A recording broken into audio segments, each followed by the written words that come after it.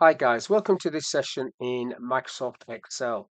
In this module, I want to show you the difference between the XLOOKUP function and the filter function, and also how to use the unique function to create a validation list. So on the screen, I've got the finished article where at the top there, I've got XLOOKUP, and at the bottom, I've got a filter. If I select a person from this data validation list, so I'll select myself, that fills that information in by row. The filter function is bringing in all the records for me. I've got conditional formatting set up in this table to show you that there are multiple records there. So if I pick somebody else, for example, if I pick Jones, there are 3 records for Jones, but the XLOOKUP is only showing the first one it comes to. Now there are ways of getting the XLOOKUP to show the 3 rows that is displayed there, but you would need to use index and rows, or you put a helper column in. The filter function is obviously a lot better and quicker if that's what you're after. Now on this column here, I've got the unique function, so it's just looking down at this list and telling me what these names are. And if I add somebody at the end there, that should pick that up. And it's picked that up because that is unique. This is formatted as a table. This unique function is called items. I've named the whole column items. So the unique function is picking that up, which is what I want to go through. So on a new sheet, let's have a look at this. So first of all, I've just got my name typed in there. There's no lookup. I'll use a unique function. So over here equals unique. Press your tab key to get that. And select the column. Close the bracket on that. Click the tick. So that gives you the unique function. That gives you a list. Now, if I add somebody at the bottom on this table as it is at the minute, so I'll just do clock again. See, that's not picked that up. So if I delete that off and then format this as a table, let's do that. Format this as a table, just pick any color scheme. Okay, that's now formatted as a table. If I try typing that at the bottom again, now it is picking that up. The unique function is picking that up as it gets added on at the bottom there, so that's great. So now what I want to do is I want to name this. I'm going to name this column. I'll call it my list. Just press enter on that when you name it. And then if I go to data validation for this cell, if I go up to the data tab, data validation, you just select list as an option. And then you type in there equals my list. And then that will pick that list up from here. Right, so crop being the bottom one. Now if I click on my name, the XLOOKUP function that I want to look at is basically going to look at my name from this table and bring me this example. It will bring me this example. So it does bring back multiple columns, which is great, but not default multiple rows.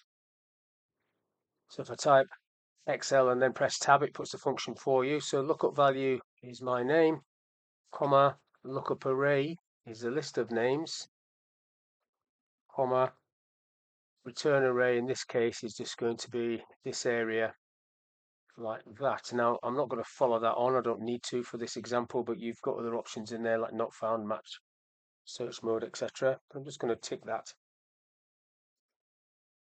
and it populates in there. Let's go back to home to put that into pounds, so it's formatted to pounds. So that's great. Now in this one I want this cell to equal that. I could do another VLOOKUP, or I could do a data validation list, should I say, but there you go. Now I want these headings copied down. So you can move things like that, and then just hold your control key and that will do a copy for you.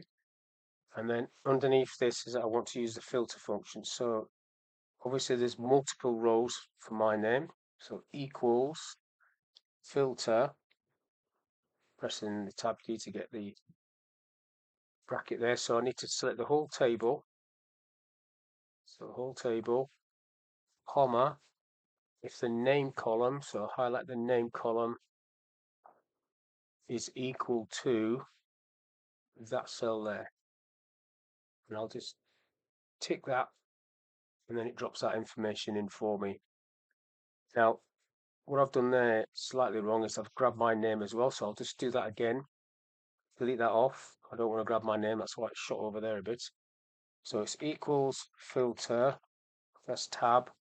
So the array, not my name, but what that, highlight that area, comma, where the name, just make it tidier, equals whatever's in this cell, this orange cell, which is my name.